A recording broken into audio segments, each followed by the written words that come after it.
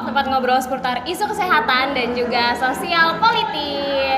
Nah, jadi hari ini tuh kita kedatangan tamu spesial banget nih teman-teman. Seorang sosok inspiratif nih yang saat ini tuh menjabat sebagai Ketua BEM Universitas atau Presiden mahasiswa kita semua, yaitu Mas Caleb Othniel Aritonang. Yeay! Halo teman-teman.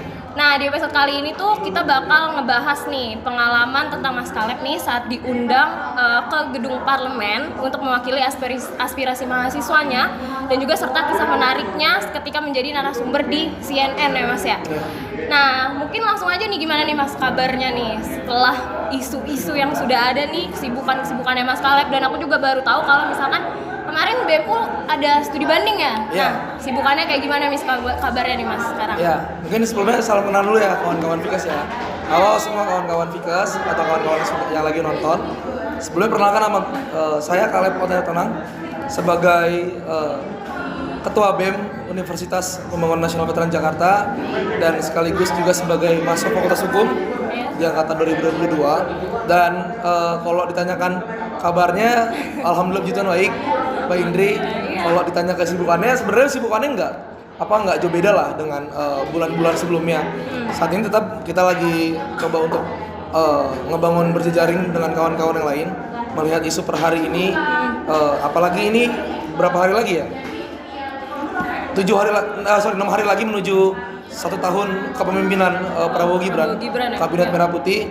Dan kalau kesibukan di organisasi paling mau mempersiapkan buat program kerja eventual di beberapa bulan sebelum periode saya aja sih Mbak. Tapi cukup sibuk ya Mas ya kalau bisa dilihat. Ya puji Tuhan lah.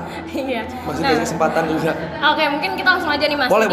Waktu pertama kali dapat kesempatan nih untuk berdialog bersama anggota DPR nih Mas, itu tuh gimana sih reaksi Mas Caleb nih? Kira-kira tuh kayak kaget nggak nih atau bangga nggak nih atau malah deg-degan nih Mas untuk bisa bersuara bergabung bersama anggota DPR gitu Mas? Ya, dimulai dari bulan Agustus terakhir ya, di tanggal 29 ketika kita turun di Polda Metro Jaya bersama-sama 1.500 mahasiswa veteran Jakarta lainnya buat sebenarnya itu gerakan reaksioner terhadap kematian almarhum Afan Kurniawan sebenarnya. Dan kalau ditanya reaksi awalnya, sebenarnya aku pengen menceritakan kronologinya dulu. Setelah kita demo di tanggal 29 itu, tiba-tiba ada berbagai berita-berita di luar gitulah terkait udah mau ada darurat militer. Bahwasanya presiden mau tekan soal dekret presiden, soal darurat militer. Dan kalau misalkan di daerah-daerah sebenarnya udah chaos banget kan. Sudah masa itu sudah banyak kerusakan fasilitas umum, banyak gerakan-gerakan massa, gerakan-gerakan rakyat di seluruh wilayah di Indonesia. Dan aku lupa di tanggal berapa itu ya. Pokoknya setelah dari kejadian tersebut, aku dikontak sama salah satu orang dari DPR. Dia bilang kalau Gubernur Jakarta siap atau tidak untuk beraudiensi dengan pimpinan di DPR gitu. Kalau dari aku langsung berkabar dengan teman-teman UPN yang lain gitu. Kita mau ambil atau enggak, karena kita setelah gerakan tanggal 29 ini kita masih kelimpungan. Kita harus tiarap dulu karena banyak isu-isu liar gitu. Karena kita, kalau teman-teman tahu ada hashtag warga jaga warga, rakyat jaga rakyat, stay at home dan lain-lain lah. Karena kita ya benar mementingkan keselamatan teman-teman mahasiswa gitu.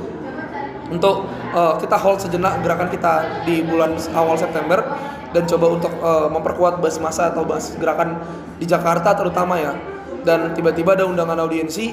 Yang aku takutkan adalah teman-teman UPN Jakarta tidak menghendaki biasanya perwakilan BEM Universitas untuk hadir di gedung parlemen pada saat itu. Tapi kalau ditanya secara personal, dibilang bangga sebenarnya nggak bangga, karena itu bukan satu prestasi gitu, tapi itu menjadi satu tools atau satu langkah. Karena apapun yang kita lakukan di bulan-bulan sebelumnya itu bentuk satu langkah pengadvokasian, baik secara litigasi ataupun litigasi ataupun non litigasi gitu. Dan di hari-hari sebelumnya, sebelum aku diundang di DPR, kita melakukan satu advokasi non litigasi, yaitu parlemen jalanan, kita turun ke jalan. Tapi kalau kita masuk dalam audiensi, kita masuk dalam contoh misalkan judicial review gitu untuk mengadvokasi isu kerakyatan, yaitu merupakan jalur litigasi lah di dalam ruangan dan tidak melibatkan kawan-kawan yang lain di dalam ruangan tersebut. Dan aku bilang tadi itu bukan suatu prestasi gitu. Malah aku takut bahwasanya apa yang aku bicarakan di gedung parlemen itu tidak menghimpun seluruh aspirasi dari teman-teman mahasiswa Universitas Jakarta sendiri. Karena bagaimanapun aku merupakan perwakilan dari universitas yang diamanatkan sebagai ketua BEM, dan alhamdulillah pun diundang sebagai salah satu perwakilan yang harus di gedung parlemen. Dibilang deg-degan banget lah. Karena aku takut seluruh yang sudah kita konsolidasikan, isu yang sudah kita konsolidasikan itu tidak tersampaikan secara menyeluruh, tidak tersampaikan secara konkret kepada parlemen. Yang ditambah, aku takut bahwasanya ketika nanti setelah dari pertemuan parlemen banyak isu liar gitu yang berkeliaran di luar gitu. Takutnya nanti BEM Universitas Jakarta sudah menemui ini dan banyak kabar-kabar burung lah. Yang aku takut seperti itu. Tapi kalau dibilang excited, aku super excited karena aku berharap jalur ini, langkah ini, semoga ketika kita sedang hold gerakan kita di jalanan, seenggaknya kita masih bisa untuk bergerak gitu. Seenggaknya kita tetap berjuang untuk aspirasi apapun yang tuntutan yang sudah teman-teman konsolidasikan dan teman-teman sepakati dan teman-teman suarakan gitu. Mungkin seperti itu sih Mbak Indri. Oke. Jadi suasana di gedung DPR itu waktu itu kayak gimana tuh Mas? Dan tanggapan dari DPR itu gimana mendengar aspirasi mahasiswa yang memang sudah membuka suaranya di gedung parlemen tersebut? Ya, kurang lebih kita sudah menyiapkan kajian kemarin kepada pimpinan-pimpinan Dewan Perwakilan Rakyat. Dan banyak teman-teman OKP, teman-teman aliansi BEM, teman-teman organisasi kemahasiswaan di seluruh wilayah Indonesia skala nasional menyampaikan seluruh kajiannya masing-masing. Dan memang sebelum pertemuan tersebut kita coba untuk mengkonsolidasikan dengan organisasi-organisasi yang lain untuk sama-sama supaya kita nggak tumpang tindih gitu. Jadi satu isu kalau misalnya sudah disampaikan sama OKP atau organisasi lain, teman-teman BEM Universitas Jakarta tidak harus menebalkan atau tidak harus mengulangi isi tuntutan gitu. Jadi kalau dari DPR kita menghimpun seluruh isu ataupun tuntutan yang sudah dikonsolidasikan di masing-masing basis massa organisasi, dan alhamdulillah semua tersampaikan, semua secara menyeluruh disampaikan oleh teman-teman OKP dan organisasi. Dan kalau misalkan ditanya apa respon dari DPR, dari DPR sebenarnya mereka coba untuk bagi dua bab. Yang pertama ada bab jangka pendek dan dua bab jangka panjang gitu. Yang disoroti sama anggota DPR adalah yang pertama tunjangan kinerja. Karena demo aksi tanggal 25 itu secara garis besar membahas tentang tunjangan kinerja kepada seluruh anggota dewan. Per tanggal 31 Agustus, tunjangan kinerja secara sah dan sudah diketok oleh pimpinan untuk dibatalkan. Dan akan menegaskan kepada seluruh anggota dewan untuk stop membuat statement kontroversi. Contohnya misalkan kayak Uya Kuya, kayak Syahroni, banyaklah dewan-dewan yang cukup membuat pernyataan kontroversi sehingga di dalam grassroots pun kita memanas gitu, karena melihat yang anggota dewan pun tidak merespon dengan baik gitu. Yang kedua itu ada di reformasi DPR, reformasi parlemen, reformasi pemerintahan legislatif. Dan setelah dari pertemuan itu dari pimpinan DPR itu langsung mengevaluasi secara menyeluruh dari pimpinan, dari fraksi ataupun dari badan-badan kelengkapan di dalam parlemen tersebut gitu. Dan itu sih kurang lebih yang di highlight itu dua. Yang pertama tunjangan kinerja, yang kedua dari reformasi DPR, karena ini jadi satu tuntutan yang cukup jadi grand issue lah di dalam grassroots gerakan rakyat. Reformasi DPR jadi salah satu poin yang dalam tanda kutip strategis untuk dibahas. Dan aku lupa satu lagi, mereka menjanjikan kepada mahasiswa, kepada rakyat untuk mempercepat pembahasan rancangan undang-undang perampasan aset. Itu yang terpenting. Tapi ini menjadi satu kekhawatiran bagi diriku secara personal gitu, karena teman-teman sekarang menyuarakan terkait RUU KUHP. Tetapi teman-teman di sisi lain juga menyuarakan terkait RUU perampasan aset. Nah, pembahasan di DPR RUU perampasan aset ini tumpang tindih dengan undang-undang tindak pidana pencucian uang, yang secara nggak langsung itu berkaitan dengan tahapan acara pidana gitu. Yang secara langsung itu akan dibahas melalui revisi undang-undang undang-undang hukum acara pidana. Dan ini menjadi satu isu yang harus dikonsolidasikan bersama kawan-kawan yang lain sih. Itu sih. Jadi perampasan aset, reformasi DPR, dan satu lagi itu tunjangan kinerja dari DPR. Oke. Nah, kalau menurut Mas Kaleb sendiri nih, gimana Mas Kaleb itu menanggapi tuntutan 17+8 yang waktu itu kan sempat ramai juga kan, terus juga menimbulkan banyak pro kontranya juga, tapi kan sekarang situasi yang terkini itu malah beritanya tuh mulai redup ya Mas. Nah, itu gimana nih Mas Kaleb menanggapinya? Iya, sebenarnya 17+8 ini secara menyeluruh, apakah aku dapat sepakat atau tidak, sepenuhnya nggak secara menyeluruh aku sepakat sebenarnya, karena tetap apapun yang kita konsolidasikan itu kita harus setia pada hasil konsolidasi dan tidak boleh ada di luar hasil kesepakatan dari luar konsolidasi. Dan perlu kita sama-sama tanyakan 17+8 ini merupakan hasil konsolidasi apa gitu. Karena secara tiba-tiba dan secara mendadak 17+8 ini booming. Iya. Dan kalau teman-teman lihat ada jangka pendek dan jangka panjang gitu. Yang aku takutkan adalah hasil dari 17+8 ini, tuntutan dari 17+8 ini bukan merupakan konsolidasi murni gerakan rakyat gitu. Gerakan teman-teman mahasiswa, buruh, tani, rakyat miskin kota yang sudah sama-sama mengonsolidasikan dan tiba-tiba secara mendadak booming 17+8. Dan kalau menanggapi sebenarnya sepakat. Kalau misalkan itu sejalur dengan hasil konsolidasi teman-teman UPN gitu. Aku cukup sepakat dengan evaluasi dengan kinerja DPR, balikan militer ke barak, kemudian berbagai tuntutan yang lain sudah dikonsolidasikan sama teman-teman UPN. Aku sepakat. Tapi untuk tuntutan-tuntutan yang tidak sesuai dengan konsolidasi teman-teman UPN, teman-teman BMC kerakyatan, teman-teman Gemarak, itu aku agak juga bukannya tidak menyetujui, tapi lebih karena ini perlu dikaji lebih dalam gitu ya. Kaji lebih dalam dan kaji lebih komprehensif gitu. Dan kalau ditanya kenapa sekarang meredup ya Mbak ya, tentu nah ini menjadi satu tantangan gerakan di rakyat sih, karena kita nih harus membangun pembasisan gerakan itu secara visioner. Artinya kita tuh sering teman-teman mahasiswa, teman-teman rakyat itu menghadapi satu isu secara reaksioner. Contoh misalkan seperti kematian Afan Kurniawan. Aku berani jamin kalau misalkan tidak ada kematian Afan Kurniawan, teman-teman gak akan semarah ini. Benar sih, benar. Iya. Itu teman-teman gak akan semarah itu. Dan ketika permasalahan itu selesai, permasalahan itu tidak disuarakan secara berkala, ya udah teman-teman akan merasa redup dengan sendirinya. Dan itu menurut aku itu secara organik sebenarnya.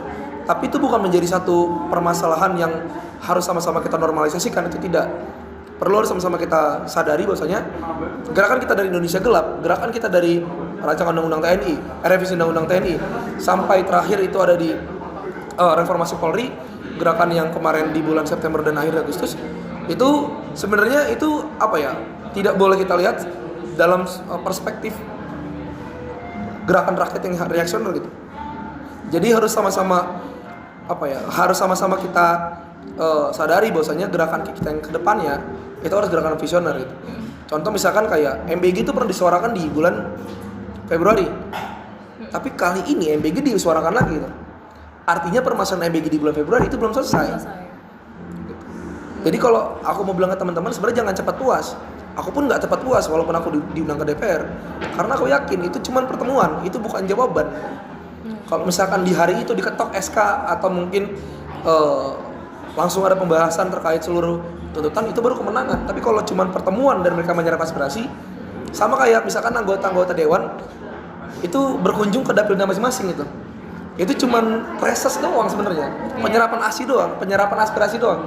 Dan itu merupakan satu fungsi dari DPR sendiri gitu. Jadi nggak perlu dianggap prestasi. Dan aku mau bilang ke teman-teman semua, ayo bangun gerakan secara visioner, ayo bangun gerakan secara jangka panjang dengan tidak jangka pendek, dan tolong jangan reaksioner dengan isu apapun gitu. Itu sih Mbak. Oke. Jelas banget sih Mas jawabannya. Terus waktu Mas diundang ke CNN itu kira-kira itu pembahasannya itu apa aja Mas? Secara menyeluruh gitu. Nah ini sebenarnya menarik gitu. Karena yang diundang tuh 3. Iya. Yang pertama itu Buya siapa aku lupa tuh. Dia ketua PP Muhammadiyah tahun 2016. Pengurus besar Muhammadiyah. Kedua itu ada Mbak Afutami, itu yang cukup menyuarakan 17+8. Kalau teman-teman tahu. Sama yang terakhir perwakilan mahasiswa itu dari teman-teman BPN gitu, dari Dikti sendiri sebagai perwakilan.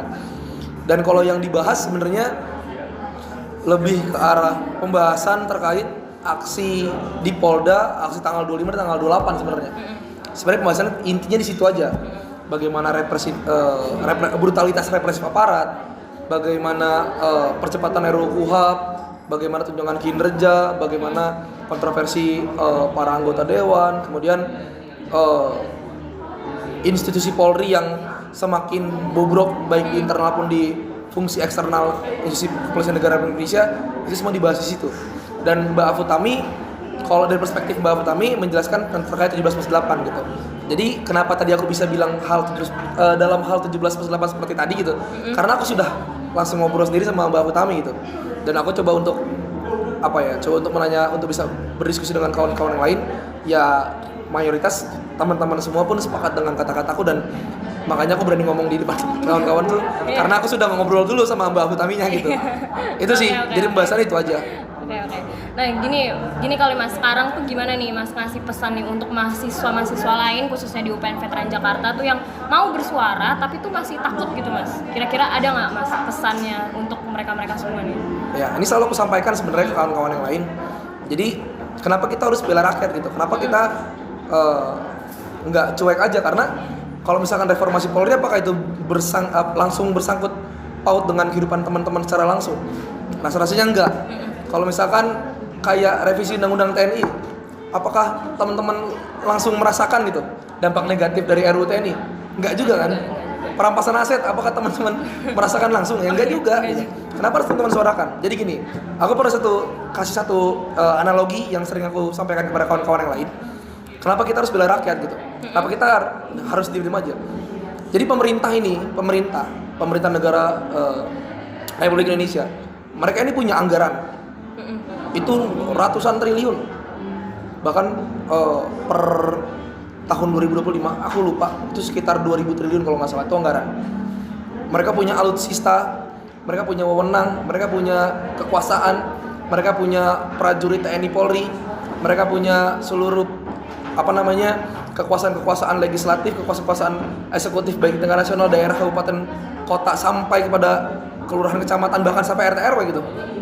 Itu mereka itu tegak lurus satu garis komando kepada Bapak Presiden. Tapi kita tuh nggak punya apa-apa gitu. Kita nggak punya apa-apa, kita cuma punya tangan kiri kita untuk dikepal sebagai tanda perjuangan kita. Kita cuma punya kawan kiri kanan doang untuk sama-sama berjuang gitu. Karena gini teman-teman, coba teman-teman bayangkan, misalkan kita nggak bersuara tentang TNI. Sekarang TNI ada di badan pemerintahan sipil. Nanti teman-teman jangan kaget gitu. Kalau misalkan seluruh lapangan pekerjaan teman-teman itu direbut semua sama kelompok militer. Gitu. Tidak ada lagi pendekatan persuasif dari pemerintah. Coba bayangkan teman-teman langsung direpresif oleh aparat kepolisian. Teman-teman langsung diawasi secara represif oleh aparat militer gitu. Coba teman-teman bayangkan seperti itu. Kenapa teman-teman harus berjuang? Ya karena teman-teman emang benar-benar secara nggak langsung teman-teman nggak merasakan. Tapi 2-3 tahun ke depan, 5 tahun ke depan, 10 tahun ke depan, teman-teman akan merasakan. Seberapa menyesalnya kalau teman-teman merasakan hal tersebut, seberapa menyesalnya teman-teman menyesal atau tidak pernah berjuang di hari-hari yang lampau gitu. Karena aku mau menyampaikan langsung kepada teman-teman UPN ya, terkhusus teman-teman Fakultas Ilmu Kesehatan ya. Nih lagi ramai soal MBG nih.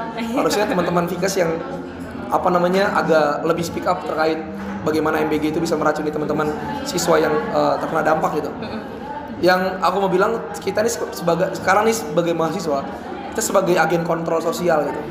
Kita sebagai agen perubahan, kita sebagai tonggak perjuangan dari rakyat itu sendiri. Bahkan teman-teman kalau teman-teman scroll Twitter, ketika demo cuma buruh, ketika demo cuma tani, yang ditanya cuma satu, kemana mahasiswa? Kalau teman-teman mahasiswa demo, jarang yang nanya kemana buruh, kemana tani.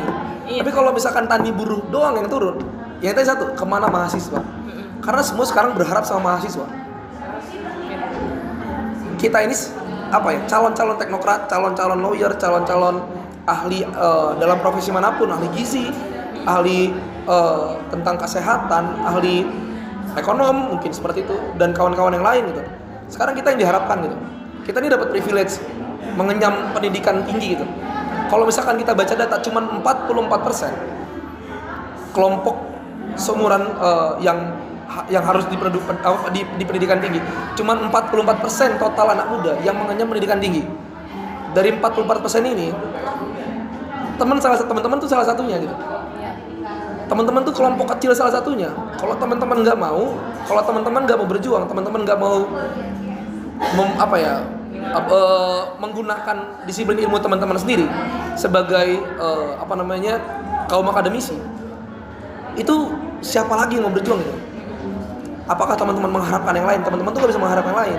Tapi teman-teman mahasiswa cuman punya kawan kiri kanan yang lain gitu. Karena teman-teman mahasiswa yang lain untuk bisa sama-sama berjuang. Mungkin seperti itu sih pesan untuk teman-teman Fikes dan teman-teman UPN terkhusus ya.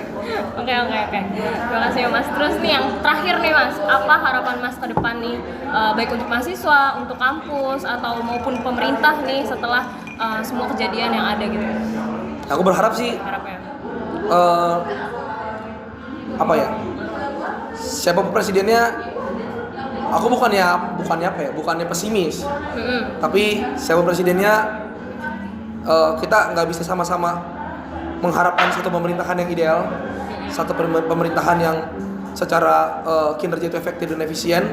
Nggak bisa mengharapkan secara idealis teman-teman semua mengharapkan satu pemerintah yang baik. Tapi yang aku harapkan kepada pemerintah, tolong dengarkan seluruh masukan, saran, tuntutan dari teman-teman yang turun ke jalan, dari mahasiswa, buruh, tani, rakyat miskin kota, rakyat yang kebingungan di persimpangan jalan. Harap itu didengarkan semua. Kita tidak butuh pernyataan konyol dari pemerintah, karena yang kita butuhkan adalah pernyataan yang menjawab secara langsung ataupun secara tidak langsung, pernyataan-pernyataan yang melegakan hati rakyat Indonesia sendiri gitu. Tadi untuk pemerintah siapa lagi Mbak? Kampus ya? Iya, untuk Ya. kampus nih. Untuk Pak Venus khusus. Pak Venus jangan stop kita demo Pak Venus. Ya, karena jangan sampai teman-teman mahasiswa tuh demo di rektorat lagi. Waduh. Kalau misalkan teman-teman mahasiswa di demo di rektor, nanti saya dipanggil lagi. Saya nggak mau dipanggil Pak Venus. Dan untuk kampus, ada beberapa pesan sebenarnya sih. Tadi cuman intermezzo aja lah. Iya, boleh Mas. Untuk kampus, terima kasih sejauh ini sudah support, kecuali Pak Venus terutama. Untuk Warek, terima kasih sudah support teman-teman mahasiswa yang turun ke jalan kemarin. Dan terus tetap ada di posisi teman-teman mahasiswa. Jangan berpindah dengan penekanan pemerintah kepada pihak kampus. Tolong diizinkan seluas-luasnya untuk kita sama-sama bisa membanggakan UPN Veteran Jakarta sebagai kampus pergerakan di Jakarta, sebagai kampus poros perjuangan rakyat di Jakarta. Dan untuk pihak kampus, tolong feeds BEMU terakhir tolong dilihat itu permasalahan parkir, permasalahan banjir. Jangan kira teman-teman mahasiswa secara melulu menyuarakan terkait isu nasional doang. Kita juga bayar UKT di kampus, kita juga berhak untuk belajar secara mutu dan terjamin di lingkup pendidikan, yaitu kampus kita UPN Veteran Jakarta. Terakhir untuk Pak Venus, ya itulah, jangan banyak gerakan tambahan Pak Venus. Oke, wah seru banget nih obrolan kita hari ini bareng sama Mas Caleb. Tentunya banyak banget nih insight dan juga pengalaman berharga yang bisa kita ambil dari sini, terutama tentang perjuangan gimana menyuarakan aspirasi mahasiswa dan juga pentingnya peran pemimpin muda di dunia kampus gitu. Nah, terima kasih banyak ya Mas Caleb udah mau datang sini, menyempatkan waktunya menjadi narasumber kami. Mungkin semoga sukses terus ke depannya untuk kuliahnya juga. Oke, sampai jumpa di episode Kasatok selanjutnya. Terima kasih kawan-kawan, bye-bye. Terima kasih.